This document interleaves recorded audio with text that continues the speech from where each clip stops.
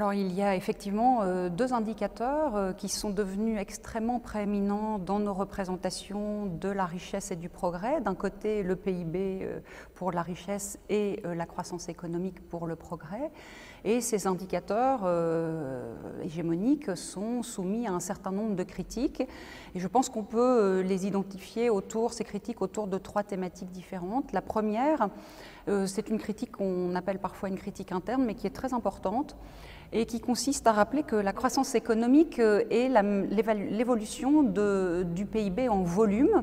Et cette notion de volume est une notion très abstraite en fait, mais d'une certaine manière, les statisticiens ont pour habitude de la calculer, cette valeur en volume, à partir de la valeur en euros ou en dollars qu'ils déflatent par un indice de prix. Or, cet indice de prix, aujourd'hui, dans le capitalisme contemporain, est devenu quelque chose d'assez compliqué à mesurer, d'assez délicat en tout cas. Cela pour plusieurs raisons. Première raison, c'est qu'effectivement, le prix dans les services non marchands est quelque chose de relativement fictif qu'il faut reconstruire. Deuxième raison, c'est que les activités du PIB, les activités économiques, relèvent pour plus des 2/3 du PIB d'activités de services et que sur une bonne partie des activités de services, on a des difficultés à capter de manière rigoureuse ce que peut être l'évolution d'un indice de prix. Et troisième raison, d'une manière plus générique pour l'ensemble de l'activité économique, celle-ci est traversée par des innovations en continu. Et ces innovations font qu'on peine à capter un indice de prix régulier et qui mesurerait la production, disons, à qualité constante. Toutes ces raisons concourent au fait que finalement la croissance économique, qui est l'évolution du PIB en volume, est quand même quelque chose de très très délicat, bien sûr conventionnel, mais très très délicat à mesurer. Deuxième type de critiques, qui sont des critiques plus contemporaines, j'allais dire, en tout cas plus récentes, et dont les principales, dont l'engouement autour de ces critiques remonte au début des années 1990 et porte au fond sur l'idée que le PIB, de plus en plus, est utilisé comme une approximation, en statistique on utilise le terme de proxy, comme une approximation de ce qu'est le bien-être. Et lorsqu'on utilise dans l'action publique, comme dans les médias ou dans l'analyse économique, le PIB comme proxy du bien-être, alors le PIB est soumis à de nouvelles critiques. Et parmi ces critiques, il y a le fait que le PIB est toujours la somme des valeurs ajoutées, et donc quel que soit le type de valeur ajoutée, celles-ci viennent toujours augmenter le bien-être, que ce soit des activités qui viennent réparer par exemple les dégâts écologiques ou sociaux liés à l'activité anthropique, que ce soit des activités de consommation de psychotropes, ou que ce soit, comme l'a fait récemment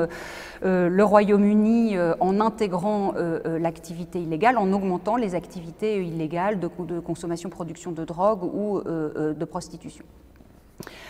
Ça, c'est pour la deuxième critique. Troisième critique, plutôt externe, disons, c'est le fait que le PIB est un indicateur qui est complètement indifférent à l'évolution des inégalités. Et on peut très bien imaginer, comme ça a été le cas dans les années récentes aux États-Unis, voire en France, qu'une croissance économique positive, finalement, serve le 1% ou le 10% des plus riches, et sans que pour cela, le reste de la population ne profite des fruits de cette répartition de la richesse, ou des fruits de cette richesse et de cette production. Et puis, dernière critique qui a concentré une bonne partie des énergies contestataires autour de la croissance économique comme indicateur de progrès, c'est le fait que c'est un indicateur de flux, et donc il nous donne une vision finalement de l'activité, de la densité de l'activité économique à court terme, mais il ne dit absolument rien de ce que l'on peut appeler les stocks ou de ce que certains appellent les patrimoines, et qui sont finalement des richesses, au sens plus large cette fois, mais au sens de stock, sur lesquels finalement on vient puiser pour pouvoir avoir cette activité économique, ce flux d'activité économique à court terme. Et évidemment, les stocks auxquels on pense assez spontanément, ce sont les stocks environnementaux, voire pourquoi pas les stocks sociaux de patrimoine social, comme l'énonce par exemple Dominique Méda. Troisième critique, celle-ci est beaucoup plus radicale en quelque sorte, elle consiste à renverser un tout petit peu l'argumentaire et à considérer qu'au fond, sans doute depuis plusieurs décennies, c'est bien la croissance économique qui est la cause d'un certain nombre de dégâts qui s'accélèrent et ce qui est souvent mis en avant dans celles et ceux qui mettent cette critique en avant, mettent en avant l'idée du changement climatique.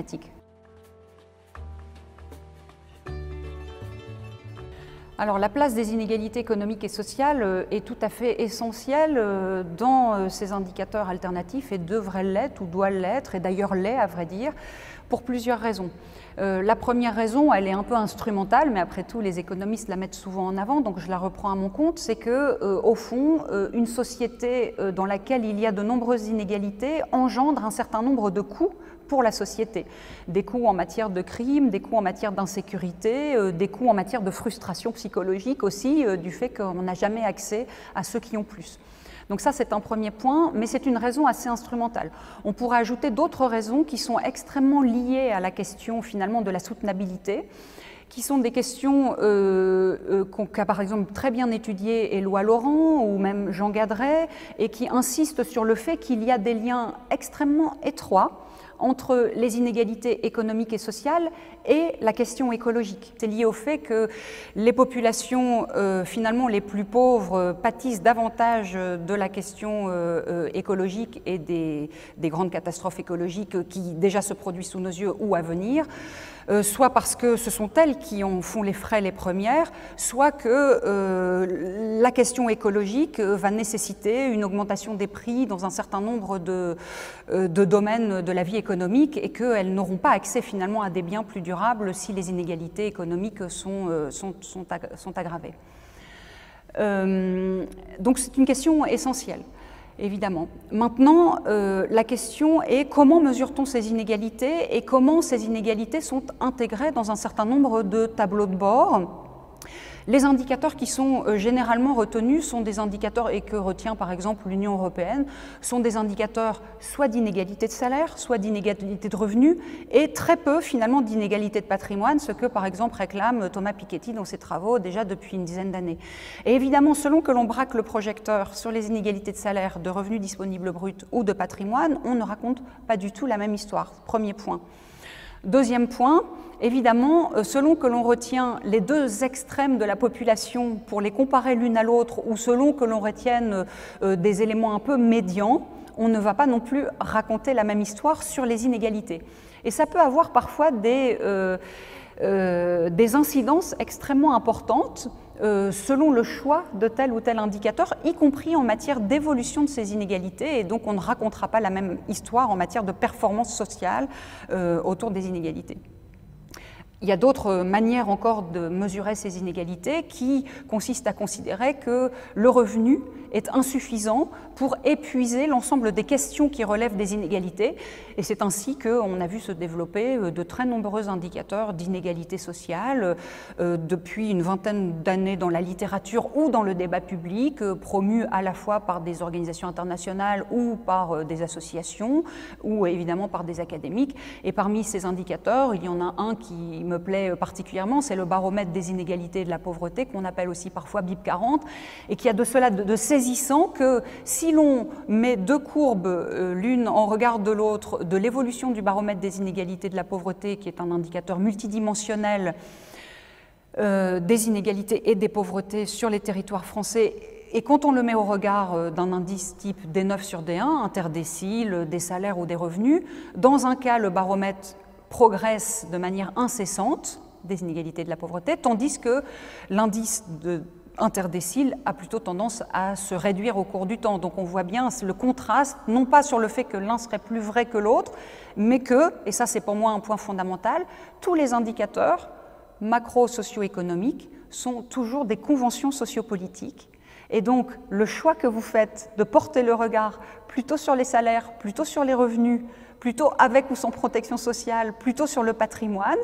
plutôt de manière unidimensionnelle en tenant compte que de la question monétaire ou plutôt pluridimensionnelle en tenant compte d'un certain nombre d'autres inégalités qui peuvent d'ailleurs se cumuler, alors souvent on ne raconte pas la même histoire du tout.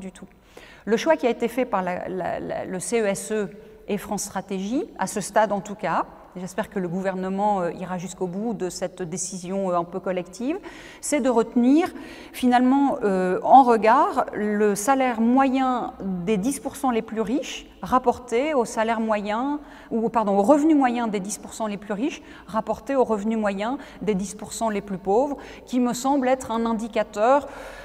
assez consensuel et sur lequel on peut déjà dire pas mal de choses en matière d'inégalité et en particulier alerter sur le fait que ces inégalités progressent en France depuis quelques années.